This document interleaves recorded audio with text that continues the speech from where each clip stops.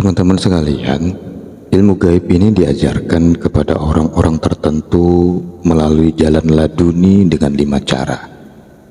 Pertama, dengan cara nur. Cara ini biasanya diterima oleh seseorang yang sedang menjalani thariqat tasawuf.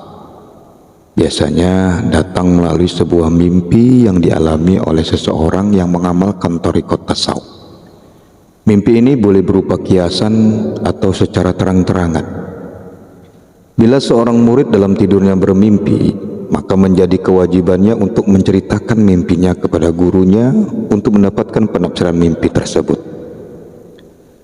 Bagi seorang guru yang mursyid dan berpengalaman sudah tentu pasti menerangkan arti mimpi yang diterima oleh anak muridnya.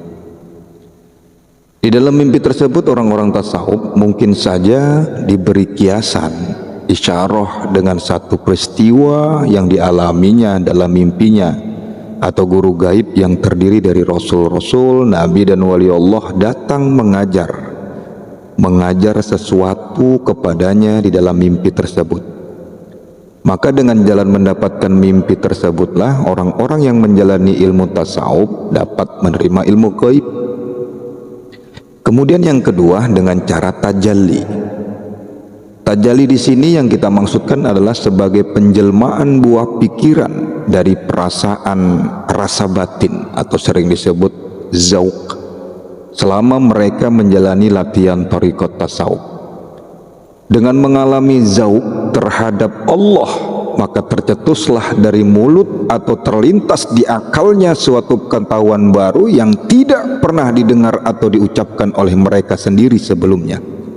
Misal, terbacalah olehnya itu sepotong doa, padahal selama ini orang tersebut tidak pernah membaca doa yang dia baca sebelumnya. Di dalam menghadapi tajalli ini, seseorang itu hendaklah bertanya kepada gurunya agar apa? Mendapatkan keterangan yang lebih jelas. Dengan rasa tajalli ini maka seseorang itu akan memperoleh ilmu gaib. Biasanya seseorang yang sedang mengalami tajalli sering timbul di kepalanya banyak persoalan. Kemudian dikemukakan persoalan tersebut kepada dirinya sendiri, lalu didapatinya satu persatu jawaban yang tepat dan memuaskan hatinya, walaupun persoalan dan jawaban yang diperolehnya itu belum pernah dialami sebelumnya. Bila dilihatnya sesuatu, maka secara tidak disengaja timbul di hatinya suatu ilham dan minat untuk mengkajinya. Disinilah terbitnya persoalan, kajian dan jawaban dari akalnya sendiri. Walhasil dibandingkannya sesuatu itu dengan dirinya sendiri, tentang sikapnya, tentang perangainya, pendiriannya dan sebagainya, yang akhirnya menimbulkan kesadaran besar pada dirinya sendiri terhadap Allah Subhanahu wa taala. Kemudian yang ketiga, saudara, cara sir. Sir itu adalah satu jalan penyampaian ilmu gaib secara rahasia, hanya dapat dirasakan dan didengar oleh orang itu secara jelas. Biasanya seseorang yang sedang menjalani alam tasawuf dalam menerima sir ini di waktu-waktu tertentu, dan biasanya melalui pendengaran telinga batin, di mana seseorang itu akan mendengar suatu suara yang datang kepadanya. Suara tersebut akan memberitahukan sesuatu yang mengajari ilmu gaib dengan terang dan jelas. Bisikan tersebut akan dirasai beserta dengan satu kenikmatan yang tak dapat diceritakan dengan kata-kata. Cara sir ini biasanya dinamakan oleh sebagian ahli tasawuf sebagai radio, frekuensi atau telepon, karena yang datang adalah suara-suara. Inilah suara wali-wali Allah yang agung, bukan suara jin, bukan suara khodam jin, leluhur dan sebagainya yang kita anggap di akhir zaman sekarang ini. Wali-wali Allah yang agung itulah yang mengajar seseorang itu tentang ilmu gaib.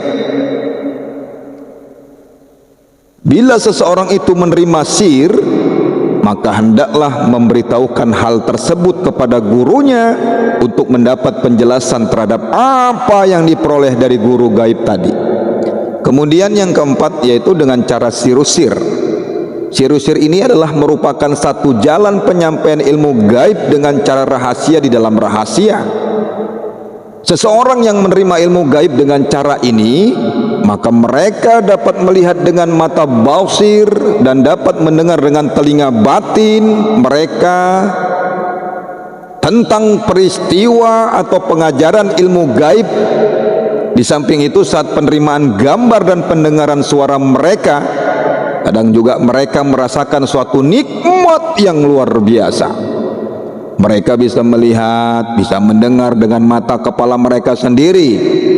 Hal inilah boleh diibaratkan seperti tayangan melihat CCTV, televisi, atau PC, video call ya, atau TV phone.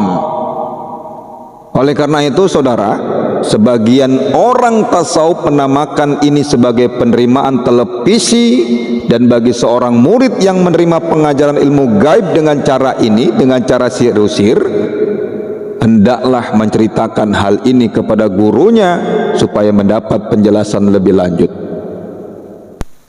Kemudian yang kelima, dengan cara tawasul.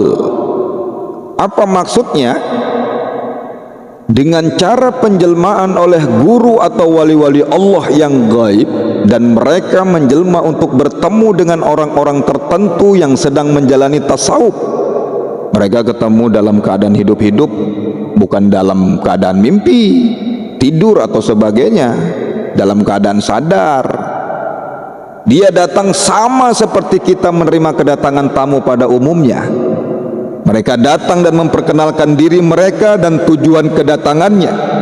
Mereka akan mengajarkan ilmu gaib kepada orang-orang tersebut secara langsung, dan kita harus memahami pengajaran mereka tanpa ragu-ragu. Kadang-kadang penjelmaan mereka dapat dilihat orang ramai jika pada waktu itu lagi ada orang.